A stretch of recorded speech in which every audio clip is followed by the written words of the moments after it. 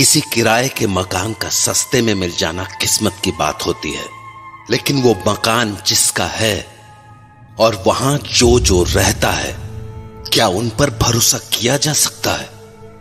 क्योंकि कई बार जो सामने दिखता है वो सच नहीं होता। ऐसी ही एक गलती अनिल भी करने जा रहा था। चलो बबीता, मैं चलता हूं, 1-2 दिन में वापस आ जाऊंगा। पापा, आप कहाँ जा रहे हो? बेटा मैं अनिल, एक बार फिर सोच लो, रत्नागढ़ शिफ्ट होना जरूरी है क्या?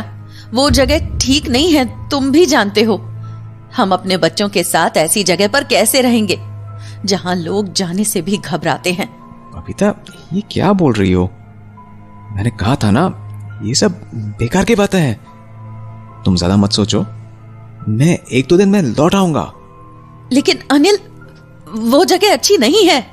अरे, अगर वो जगह अच्छी नहीं होती तो मुझे वहां की फैक्ट्री का मैनेजर क्यों बनाया जाता? हाँ, मैं आज जा रहा हूं ना, देखना इतना अच्छा घर ढूंढ के आऊंगा कि ना तो तुम्हें कोई शिकायत रहेगी और ना ही हमारे होने वाले बच्चे को। अनिल पर बस अब और कुछ मत कहो, बस निकल जाएगी मेरी। मैं चलता हूं। अनिल ने अपनी पत्नी की बात नहीं मानी और वहां से रत्नागढ़ के लिए निकल गया। तो घाटियों और पहाड़ियों से होते हुए अनिल की बस धीरे धीरे अपनी मंजिल की ओर बढ़े जा रहे थे और लगभग 2 घंटे के बाद बस एक झटके से रुकी और कंडक्टर अनिल के पास आकर बोला, के भाया, गाड़ी में रहने का इरादा है के? घर न जाना तुमने? जी, पर अभी तो हम पहुंचे ही नहीं हैं?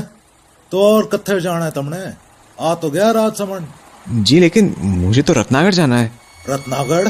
रे बावरा हो गया के? तने पता नहीं है के कि रत्नागढ़ कैसी जगह सा? मैं समझा नहीं, आप क्या बोल रहे हैं? रे बंजर जमीन है वो, और शापित भी। कहते हैं वहाँ ऐसी शक्तियों का डेरा है जिसका हम इंसान सामना ना ही करे तो बेहतर है। हाँ, ये आप क्या बोल रहे हैं? देखिए प्लीज, ऐसी बातें करके मुझे डरा ही मत। मैं वहाँ किसी काम से जा रहा हूँ और मेरा वहाँ पहुँचना बहुत जरूरी है, इसलिए प्लीज जरा जल्दी कीजिए। ठीक सा, हमारा काम था समझाना, बाकी आगे थारे साथ जो भी होगा उसकी जिम्मेदारी सिर्फ थारी होगी। ओ ड्राइवर साहब, बस बढ़ा लो, साहब को रत्नागढ़ छोड़ के आना सा। उसके बाद वो बस तीखे पहाड़ी रास्तों से होती हुई रत्नागढ़ की ओर चल पड़ी और थोड़ी ही देर में वो वहां पहुंच भी गई। ले भाया, आ गया रत्नागढ़। मैं तो अब भी कहूं कि आज रात राजसमंद में काट ले, यहाँ सुबह आ जाना। बस वैसे भी वापस राजसमंद ही जावेगी तो छोड़ते चलेंगे तुम्हें। जी नहीं, थैंक यू, पर मैं यहीं उतर जाऊंगा। ठीक सा, जैसी थारी मर्जी, ईश्वर थारी रक्षा करे। तो उसके बाद अनिल वहीं उतर गया और वो बस लौटकर वापस राजसमंद चली गई। बस के जाते ही हर तरफ अंधेरा सा छा गया। तभी अचानक जोर की बिजली कड़की और अनिल को अपने सामने उस बिजली की रोशनी में एक औरत दिखी जो किसी घर की खिड़की से उससे ही देख रही थी। पर बिजली की चमक खत्म होते ही वो औरत गायब सी हो गई और हर तरफ वापस अंधेरा छा गया। हाँ? कौन है? हेलो हेलो, कोई दिखा तो जरूर था मुझे। एक काम करता हूं, आगे जाकर देखता हूं, क्या पता कुछ हेल्प मिल जाए। तो अनिल थोड़ा आगे आया ही था कि उसे अपने सामने एक आलीशान हवेली दिखी, लेकिन उस हवेली को देखकर ऐसा लग रहा था मानो वो बहुत दिनों से बंद पड़ी हो। देखने में तो अच्छी खासी हवेली लग रही है। दरवाजा खटखटा के देखता हूँ। कौन है वहां? हाँ? कौन है? हाँ? कौन है तू और यहाँ क्या कर रहा है? जी वो जवाब दे। जी वो मैं यहाँ अपने ऑफिस के काम से आया था और पागल हो गया है क्या? तुझे यहाँ कौन सा काम पड़ गया? जानता भी है तू कहाँ खड़ा है? जी नहीं, पर मैं... लड़के, अभी के अभी यहाँ से चला जा। ये जगह ठीक नहीं है। अगर यहाँ फंस गया तो जिंदगी भर के लिए निकल नहीं पाएगा, समझा? जी, आप ये क्या बोल रहे हैं? जो बोल रहा हूं ध्यान से सुन। इस हवेली से जितनी दूर हो सके चला जा। देखिए, शायद आप मुझे गलत समझ रहे हो। मैं बस यहाँ पर रात गुजारने के लिए आया था, क्योंकि यहाँ खिड़की पर मुझे कोई औरत दिखी थी। क्या? जी। अनिल के इतना कहते ही वो आदमी एकदम से चुप हो गया और पलटकर वहां से जाने लगा। तो अनिल ने कहा, अरे भाई साहब, आप कहाँ जा रहे हो? मैंने सोचा था तुझे बचा लूंगा, पर अब जो तेरे साथ होगा उससे तुझे कोई भी नहीं बचा पाएगा। हाँ? इतना कहने के बाद वो आदमी वहां से निकला और अंधेरे में कहीं गायब हो गया। भाई साहब सुनिए तो, भाई साहब अजीब आदमी है। अभी तो मुझसे बातें कर रहा था, अब खुद ही पता नहीं कहां चला गया। अरे भाई साहब, कहां गए आप? कौन है वहां? कौन शोर मचा रहा है? हाँ? जब अनिल ने पलटकर उस हवेली को देखा तो उसे अपनी आंखों पर विश्वास नहीं हुआ। जो हवेली अभी कुछ देर पहले तक बिल्कुल वीरान लग रही थी, वो अब पूरी तरह जगमगाने लगी थी और उसके ठीक सामने एक आदमी हाथों में लालटेन लिए खड़ा था। कौन हो तुम? और यहां क्या कर रहे हो? आप? पर आप तो अभी अभी उस तरफ गए थे। क्या क्या बोल रहे हो तुम? अरे अभी आप ही तो थे जो मुझसे बातें कर रहे थे और मुझे ऐसे चले जाने को कह रहे थे। शायद तुम्हें कोई गलत फहमी हुई है। मैंने तो बाहर का शोर सुनकर हवेली का दरवाजा खोला है। क्या? लेकिन ऐसा कैसे हो सकता है? तुम काफी परेशान दिख रहे हो। कौन हो तुम और यहाँ क्या कर रहे हो, वो भी इतनी रात को? जी मेरा नाम अनिल है। मैं यहाँ काम के सिलसिले से आया हूँ। काम? कैसा काम? जी यहाँ एक फैक्ट्री में मैनेजर अपॉइंट हुआ हूँ, तो मैं यहाँ फैक्ट्री देखने आया हुआ था। रात ज़्यादा हो गई थी तो सुबह के लिए आसरा ढूंढ रहा था, पर शायद मैंने आपको परेशान कर दिया। मैं चलता हूँ। रुको। हाँ? कहाँ जाओगे अभी? यहाँ रत्नागढ़ में किसी को जानते हो? जी नहीं, पर मैं कुछ बंदोबस्त कर लूंगा। नहीं, बेहतर यही होगा कि आज रात हवेली में ही बिता लो। हाँ? अरे पर रानी सा, कोई मेहमान आया है। उस आदमी के मुंह से रानी सा का नाम सुनकर अनिल चौंक सा गया। तभी उसे एक आवाज सुनाई पड़ी।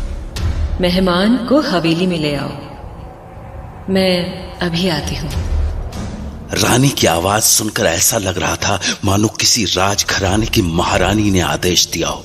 तो अभी अनिल अपने ख्यालों में ही था कि पास खड़े उस आदमी ने अनिल से कहा, चलो, रानी सा तुम्हारा इंतजार कर रही है। आप लोग परेशान मत होइए, मैं कोई और ठिकाना ढूंढ लूंगा। नहीं, तुम हमारे मेहमान हो, तुम्हारा आदर सत्कार करना हमारा फर्ज है। आओ अंदर। जी थैंक यू, पर इसकी कोई खास जरूरत नहीं है। जरूरत है। हाँ? अगर तुम अंदर नहीं आए तो लांछन रानी सा पर लगेगा, इसीलिए आओ अंदर चलो। तो उस आदमी की बात मानकर अनिल हवेली के अंदर चला आया और अभी उसे अंदर आकर बैठे हुए कुछ ही समय हुआ होगा कि तभी उसके सामने एक खूबसूरत सी लड़की आकर खड़ी हो गई। उसने बिल्कुल रानी महारानियों की तरह कपड़े पहने हुए थे और देखने में भी वो बहुत खूबसूरत थे। तो अनिल उसे देख ही रहा था कि उसके बगल में बैठा हुआ आदमी खड़ा हुआ और बोला, खम्मा घनी रानी सा। इतना सुनते ही अनिल भी हड़बड़ाकर खड़ा हो गया। खमा घनी रानी सा। खम्मा घनी, बैठिए। जी थैंक यू। क्या नाम है आपका? जी मैं अनिल। माफ कीजिएगा, इतनी रात को आप लोगों को परेशान कर दिया। कोई बात नहीं, दरवाजे पर आया हर कोई मेहमान ही होता है, चाहे वो इंसान हो या कोई और। जी? रहने दीजिए, आप नहीं समझेंगे। खैर कहिए, हमारे रत्नागढ़ में कैसे आना हुआ? जी, वो दरअसल मेरी कंपनी ने मुझे रत्नागढ़ की फैक्ट्री का मैनेजर बनाया है, तो बस यहाँ फैक्ट्री देखने चला आया। अरे वाह, ये तो बहुत ही अच्छी खबर है। महेंद्र, जाओ और हमारे मेहमान के लिए रात के खाने का इंतजाम करो। वैसे भी मुझे इनसे ढेर सारी बातें करनी है। जी रानी साहब। उसके बाद महेंद्र रसोई में चला गया और उसके जाते ही रानी अनिल से बोली, अब आप मुझे पूरी बात बताइए, आप यहाँ और किस काम से आए हैं? रानी साहब, वो मैं यहाँ फैक्ट्री देखने के साथ साथ किराए का मकान देखने भी आया हूँ। ओह, किराए का मकान? खुद के लिए? जी नहीं, मेरी फैमिली के लिए। हम सब यहीं शिफ्ट होने वाले हैं। तो आप लोग इसी हवेली में क्यों नहीं आ जाते? मैं वैसे भी यहाँ कभी कभार ही आती हूँ। महेंद्र आप लोगों का अच्छे से ध्यान रखेगा। अरे नहीं रानी साहब, ये तो बहुत ही बड़ी हवेली है, मैं यहाँ रह के क्या करूँगा? क्यों, आपको मेरी हवेली पसंद नहीं आई? नहीं नहीं रानी साहब, ऐसा नहीं है, मैं बस कोई मामूली सा किराए का मकान ढूंढ रहा था। तो आप यहाँ रहकर किराया दे देना। रानी साहब, इस हवेली का किराया भरते भरते मेरी जिंदगी निकल जाएगी। आपका बहुत बहुत शुक्रिया, पर मैं कोई छोटा सा घर देख लूंगा।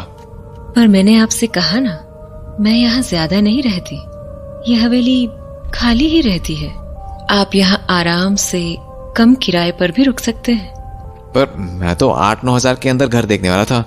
आप किराया 3-4 हजार भी देंगे तो भी कोई दिक्कत नहीं है। क्या, सच में? हाँ बिल्कुल, आप बस जल्द से जल्द अपने परिवार को यहाँ ले आइए। वैसे कौन कौन है आपके परिवार में? जी, मेरी वाइफ है, एक बेटी है और एक बहुत जल्द एक नन्हा मेहमान भी आने वाला है। बहुत अच्छे, तो आपकी पत्नी पेट से है? जी। क्या नाम है आपकी पत्नी का? बबीता। बबीता। अभी अनिल और रानी आपस में बातें कर ही रहे थे कि तभी वो आदमी रसोई से भागा हुआ अनिल के पास पहुंचा और उससे अजीब किस्म के सवाल करने लगा। कब से प्रेग्नेंट है तुम्हारी पत्नी? जी? कितने महीने हो गए? 5 महीने। पत्नी को खाने में क्या पसंद है? हाँ?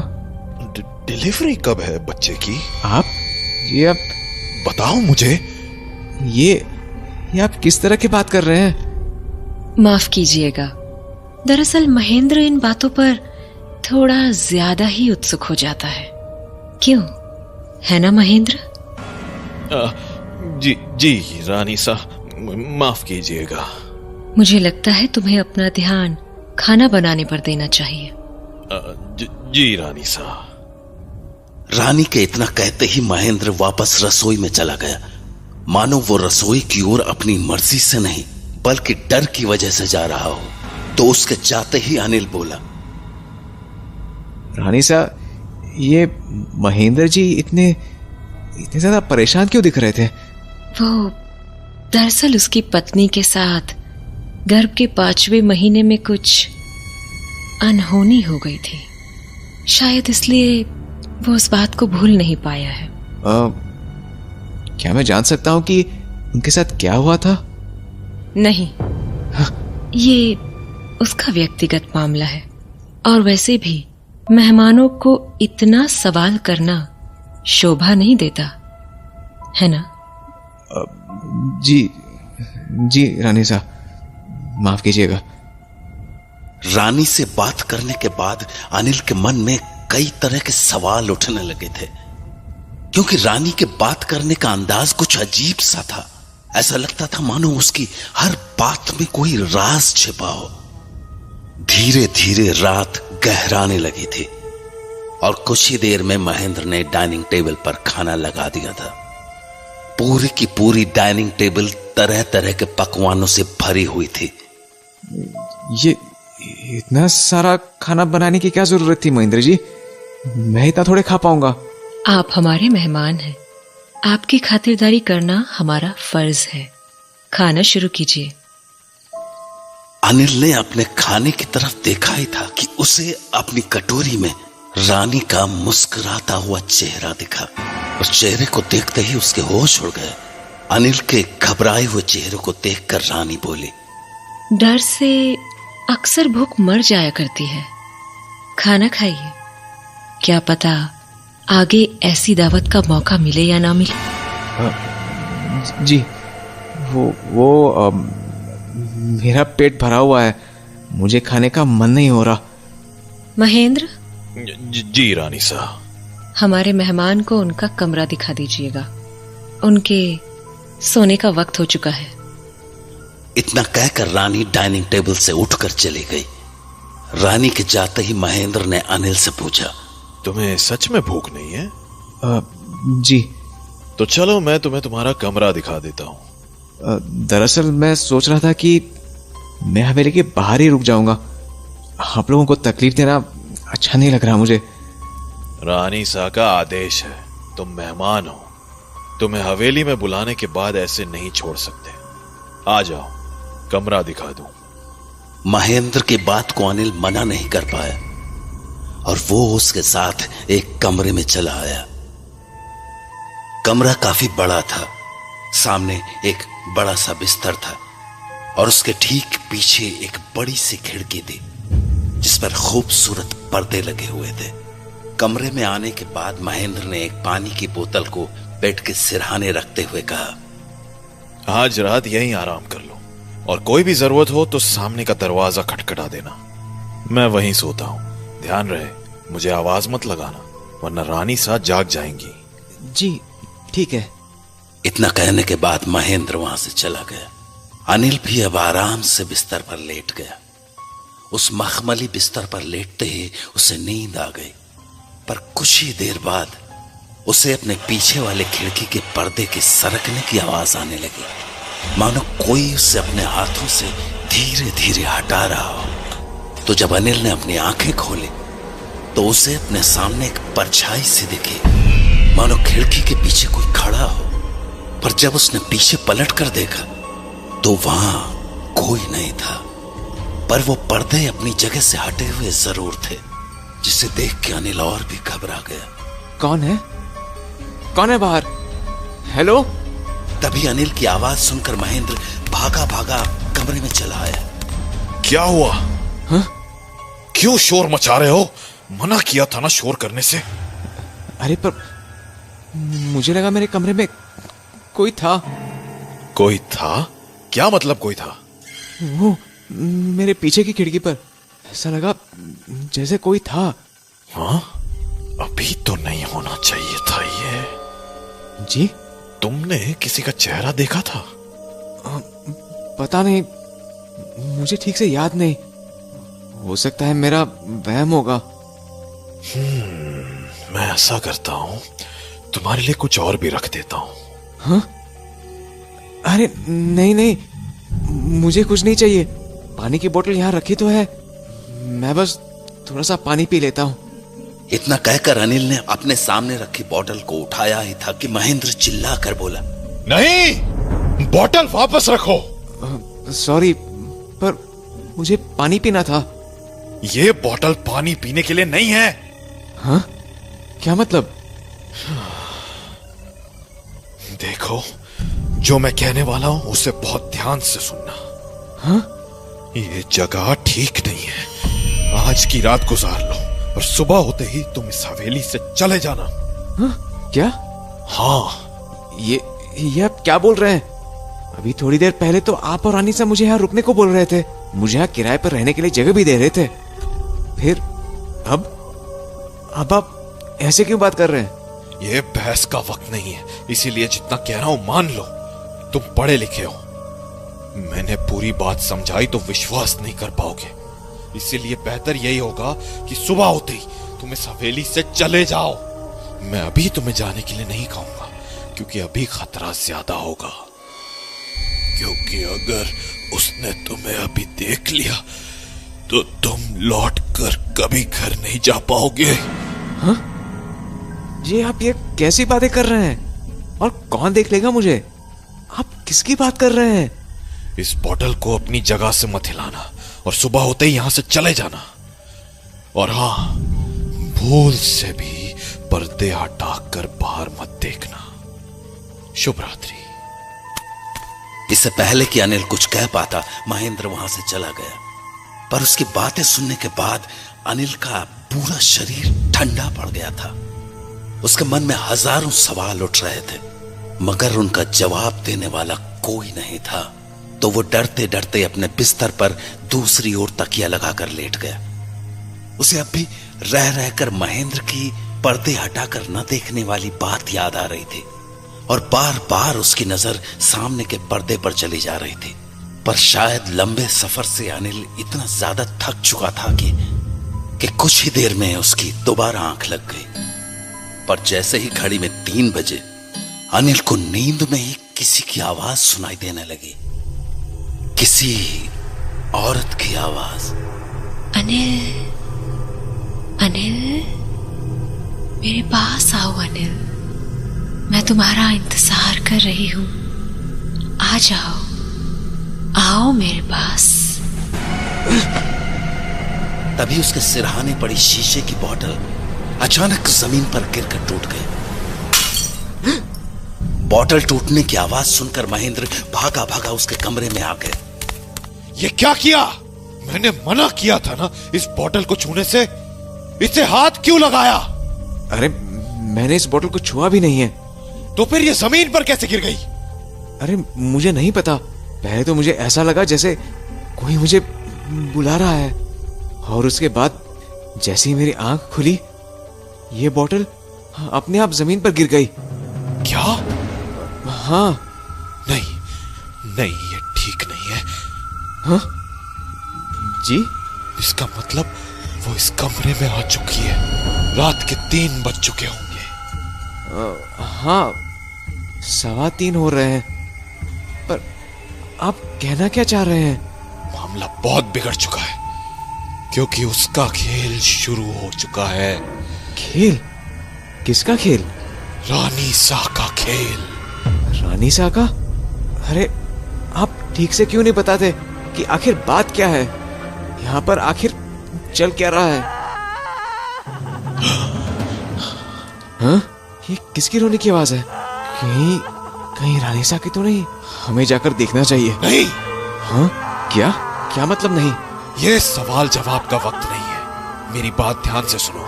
हाँ पर रानी सा... मैंने कहा ना, मेरी बात ध्यान से सुनो। हाँ? कुछ भी हो जाए, सुबह होने तक तुम इस कमरे से बाहर नहीं निकलोगे। अरे पर महेंद्र, शायद रानी सा आपको बुला रही है। जानता हूँ, रानी सा गुस्से में। गुस्से में? क्यों? क्योंकि मैंने तुम्हें यहाँ से जाने को कह दिया, इसीलिए। महेंद्र, मैं चलता हूँ, पर तुम कमरे से भूल कर भी बाहर मत निकलना, किसी भी हालत में नहीं। इतना कहकर महेंद्र उस कमरे से बाहर चला गया, और उसके बाहर जाते ही मानो सब कुछ बिल्कुल शांत सा हो गया। न तो अब कोई रो रहा था और न ही कोई आवाज लगा रहा था।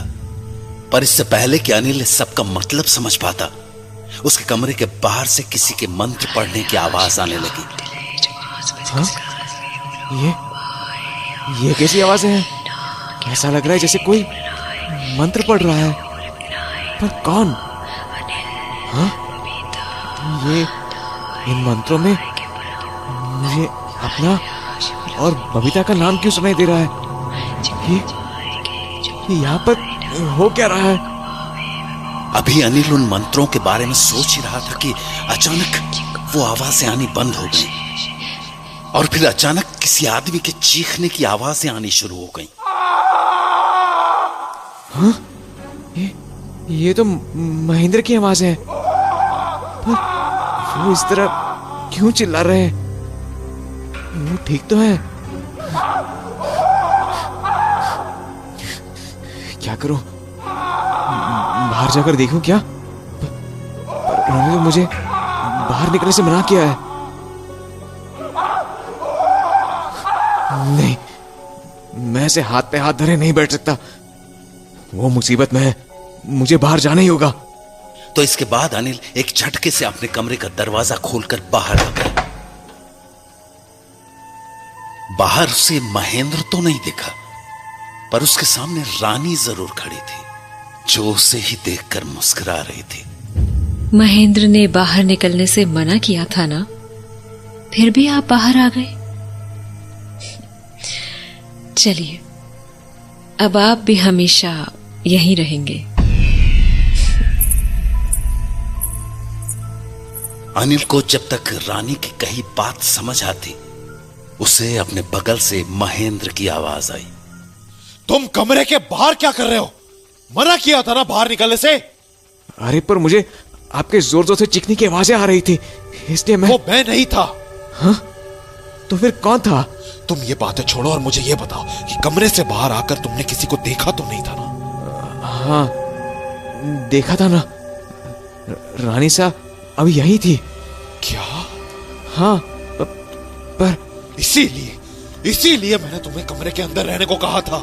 ये ठीक नहीं हुआ, बिल्कुल ठीक नहीं हुआ। पर हुआ क्या? कुछ नहीं, तुम अंदर कमरे में जाओ, सुबह मिलते हैं। उसके बाद अनिल ने कुछ नहीं कहा और अपने कमरे में जाकर सो गया। उस रात और कुछ भी नहीं हुआ। पर अगली सुबह जब अनिल रानी से मिला तो उसने कहा, उम्मीद है आपको अच्छे से नींद आई होगी। जी। तो कहिए, आप अपने परिवार को यहाँ कब लेकर आ रहे हैं? जी, मैं आज वापस जाऊंगा तो कल उन्हें लेकर यहाँ आ जाऊंगा। आपका जाना जरूरी है? हाँ, मैं उन्हें लेकर कैसे आऊंगा? आप चाहे तो गाड़ी हम भिजवा देते हैं, वो खुद ब खुद यहाँ आ जाएंगे। थैंक्स, पर मुझे घर का सामान भी साथ लाना होगा। अरे, सामान की क्या जरूरत है? इस पूरी हवेली में जो कुछ भी है आप ही का तो है। थैंक यू सो मच, पर शायद हमें कुछ सामान तो लाना ही पड़ेगा। मैं चलता हूँ। नहीं, आप ऐसे नहीं जा सकते। हाँ? मतलब? मेरी हवेली से कोई खाली हाथ नहीं जाता, ये मेरी तरफ से। जी, ये कुछ नहीं, बस आपके और आपकी पत्नी के लिए एक छोटा सा तोहफा है। अंगूठी और सिंदूर की डब्बी, पर इसकी क्या जरूरत थी रानी सा? देने को तो मैं सोने की अंगूठी और हार भी दे सकती थी, पर मुझे पता है कि आप खुददार आदमी हैं, इसलिए एक मामूली सी चांदी की अंगूठी ही भेंट की है। पहनेंगे ना इसे आप? जी रानी सा। तो पहनिए ना। जी, अच्छी है। मुझे खुशी हुई कि आपको अंगूठी पसंद आई। आपकी पत्नी को तो मैं अच्छे से नहीं जानती हूँ, इसलिए उनके लिए बस एक सिंदूर की डिब्बी दी है। उनसे कहिएगा कि यहाँ आते हुए इसे लगाकर जरूर आएं। जी, ठीक है रानी सा, आपका बहुत शुक्रिया। अब मैं चलता हूँ। जरूर, जल्दी लौटिएगा, मैं आपका इंतजार करूंगी। जी रानी सा। हवेली से निकलने के बाद अनिल राजसमंद पहुंचा और वहां से घर जाने के लिए उसे वो ही बस मिली जिससे वो रत्नागढ़ आया था।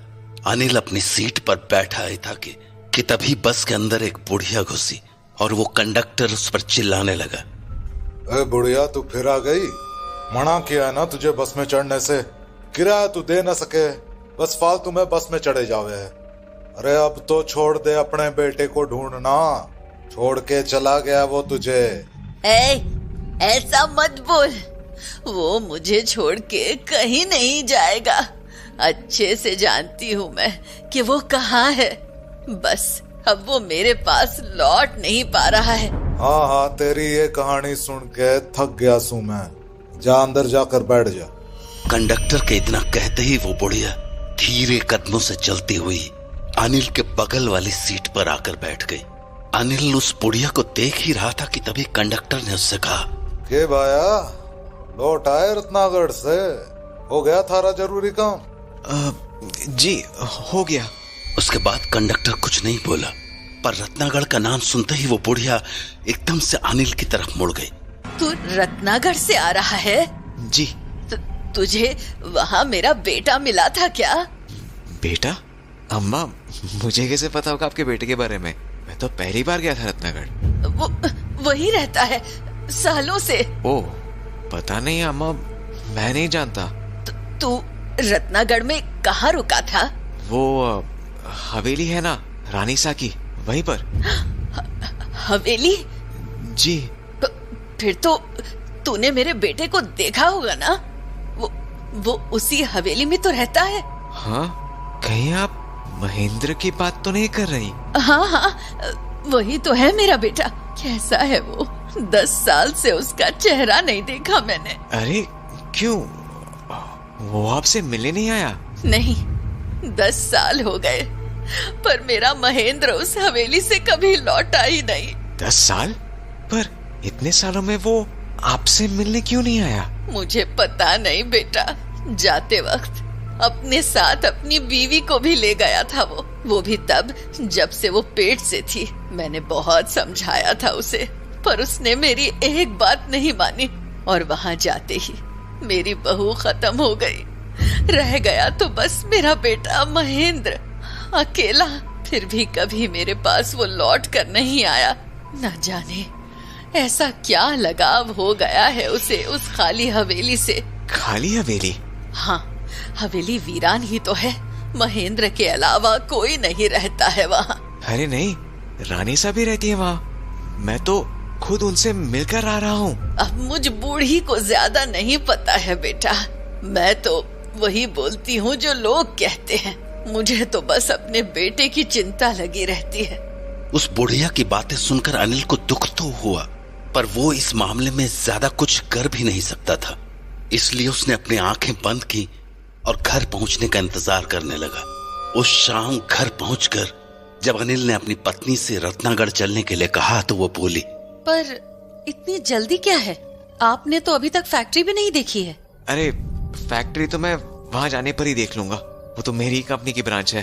उसकी चिंता क्यों करती हो? वैसे भी मैं रत्नागढ़ अपनी फैक्ट्री देखने थोड़ी गया था। मुझे तो हमारे लिए एक अच्छा सा घर ढूंढना था, और थैंकफुली मुझे मिल भी गया। तुम्हें अंदाजा भी नहीं है कि वो घर कितना सुंदर है बबीता। घर नहीं, हवेली है वो, हवेली। ऊपर से किराया भी इतना कम है। मैं इतने अच्छे घर को हाथ से जाने नहीं देना चाहता हूँ। लेकिन ऐसे अचानक कैसे चले जाएं? इतना सामान भी तो है। अरे हमारे काम का सब कुछ है वहाँ, और अगर कुछ जरूरत पड़ी तो यहाँ से शिफ्ट करवा लेंगे। पर बबीता ज्यादा सोचो मत। ऐसे अनजान शहर में इतने अच्छे घर का मिल जाना बहुत किस्मत की बात होती है। और तो और वहाँ तुम्हारी भी बहुत ज्यादा मदद हो जाएगी। मतलब? अरे हमारे साथ रानी सा का वो आदमी भी तो रहेगा ना, महेंद्र। जब तुम्हें बेबी होगा तो घर के सारे काम वो देख लेगा, इसलिए तुम बिल्कुल रिलैक्स हो जाओ। पता नहीं अनिल, मुझे एक अजीब सी घबराहट हो रही है। मैंने रत्नागढ़ के बारे में कभी भी अच्छी बातें नहीं सुनी है। पता नहीं वहाँ जाना ठीक भी होगा या नहीं। अरे बबीता, तुम अब भी इन सब अफवाहों के चक्कर में पड़ी हो। जब मैं खुद वहाँ जाकर देख चुका हूँ तो फिर दिक्कत क्या है? चलो अब जल्दी से निकलते हैं, नहीं तो रात ज्यादा हो जाएगी। अच्छा, वहाँ पे जो रानी सा थी ना, उन्होंने ये सिंदूर दिया है तुम्हारे लिए, इसे लगा लेना। क्यों? लगाने की क्या जरूरत है? अरे समझो ना, रानी सा है वो, मकान मालकिन है। उनका मान रखने के लिए सिंदूर लगा ही लोगे तो तुम्हारा क्या जाएगा? लगा लो, उन्हें भी अच्छा लगेगा। अब चलो जल्दी करो, हमें निकलना होगा। हाँ, मैं आती हूँ। रत्नागढ़ के बारे में सुनकर बबीता वैसे ही बहुत परेशान थी, और जब अनिल ने उसे वो सिंदूर की डिब्बी दी तो वो और भी ज्यादा घबरा गई। इसीलिए वो सीधी अपने घर के मंदिर के पास चली आई और उस सिंदूर की डिब्बी को बजरंगबली के चरणों में रखते हुए बोली, हे बजरंगबली, रत्नागढ़ से आई किसी भी चीज को मैं अपने पास नहीं रख सकती, इसीलिए मैं ये आपके चरणों में समर्पित कर रही हूँ। वैसे भी मैं बस आपके नाम का ही सिंदूर लगाती हूँ। मैं आपके पास से अपने परिवार के लिए ये कलावा लेकर जा रही हूँ, आप हमारी रक्षा करना। तो उसके बाद बबीता वापस कमरे में आई और तनु की कलाई पर भी वो धागा बांध दिया। पर जैसे ही वो कलावा लेकर अनिल के पास पहुंची, बबीता, ये सब क्या कर रही हो तुम? वहां जाकर ये सब कर लेना, अभी जल्दी निकलते हैं प्लीज। अरे लेकिन अनिल। इससे पहले कि बबीता कुछ कह पाती, अनिल जल्दबाजी में घर से निकल गया और उसके पीछे पीछे बबीता और तनु को भी आना पड़ा। तो अगले कुछ ही घंटों में वो लोग रत्नागढ़ की उसी हवेली के सामने पहुंच गए जिसके बारे में अनिल ने उन्हें बताया था। पर हवेली के सामने आते ही बबीता के कदम मानो जम से गए। बबीता, क्या हुआ? आओ अंदर चलो, देखो कितनी सुंदर हवेली है। रानी सा हमारा इंतजार कर रही होंगी। हाँ मम्मी, चलो ना। नहीं, मुझे कुछ अजीब लग रहा है। अजीब? क्या अजीब? पता नहीं, पर मुझे ये जगह ठीक नहीं लग रही। मुझे नहीं लगता हमें अंदर जाना चाहिए। कैसी बातें कर रही हो बबीता? अच्छी खासी हवेली है, चलो ना अंदर चलते हैं। नहीं, मैं और तनु कहीं नहीं जाएंगे। हम वापस घर लौट रहे हैं, चलो मेरे साथ। कैसी बातें कर रही हो बबीता? अब तो ऐसी बातें मत करो प्लीज, जल्दी से अंदर चलो वरना ठंड बढ़ जाएगी। मैंने कहा ना, मुझे सही नहीं लग रही है ये जगह। और सबसे पहले तो तुम वो कलावा बांधो। अरे बबीता, तुम रानी सा। तो आप आ गए, अंदर आ जाइए और अपने परिवार को भी लेते आइए। जी रानी सा, मैं तो कब से कह रहा हूँ अंदर चलने को, ये मान ही नहीं रही है। ऐसा अक्सर ही होता है। आप भी जब पहली बार आए थे तो अंदर आने से घबरा रहे थे, पर क्या है ना, थोड़ी जोर जबरदस्ती करो तो लोग अंदर आ ही जाते हैं। और एक बार किसी ने अंदर आने का मन बना लिया तो उसे इस हवेली से लगाव हो ही जाता है।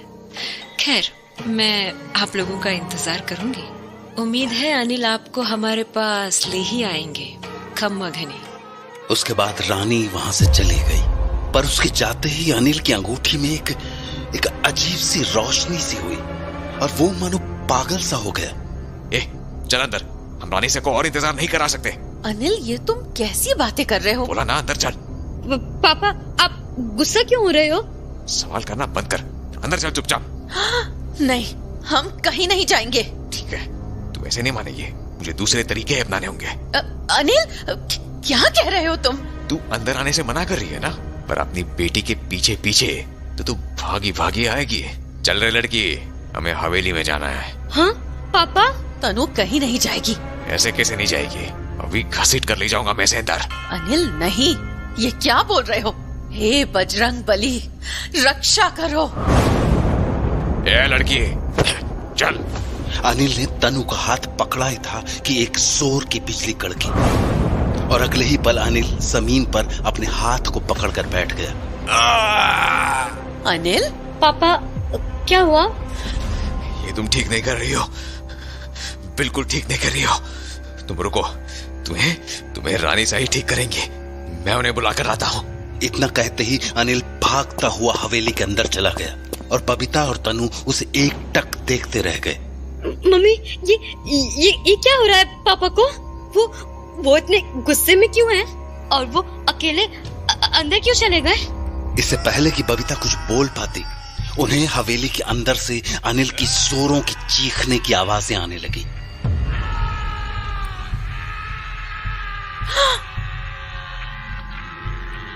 पापा, तनु बेटा, जल्दी अंदर आ।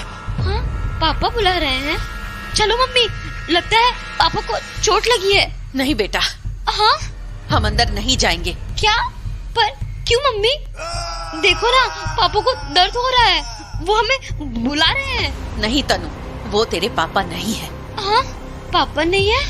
मतलब? पता नहीं, पर हमें इस जगह से जल्द निकलना होगा। पर मम्मी। तो चल मेरे साथ तनु। तो उसके बाद बबीता और तनु वहां से फौरन बस लेकर अपने घर के लिए निकल गए। मम्मी, हवेली के पास क्या हुआ था? और पापा मेरा हाथ पकड़ने के बाद जमीन पर क्यों गिर गए थे? और जब उन्होंने अंदर जाकर हमें आवाज लगाई तो हम उस हवेली के अंदर क्यों नहीं गए? मैंने कहा ना बेटा, वो तेरे पापा थे ही नहीं। सच तो ये है कि तेरे पापा रत्नागढ़ से कभी लौटे ही नहीं थे। शायद इसीलिए वो बजरंग बली का कलावा बांधने से इनकार कर रहे थे। और तूने देखा ना, कलावा को छूते ही वो कैसे जमीन पर गिर पड़े। तो बजरंगबली हमें प्रोटेक्ट कर रहे थे। हाँ बेटा, वो हमें हमेशा प्रोटेक्ट करते हैं। पर मम्मी पापा का क्या, वो कहाँ चले गए और हम उन्हें कैसे ढूंढेंगे? पता नहीं बेटा, पर शायद तेरे पापा अब कभी लौट कर नहीं आएंगे, क्योंकि मैंने लोगों से हमेशा सुना था एक बार जो रत्नागढ़ अपनी मर्जी से गया वो दोबारा कभी लौट कर नहीं आता है।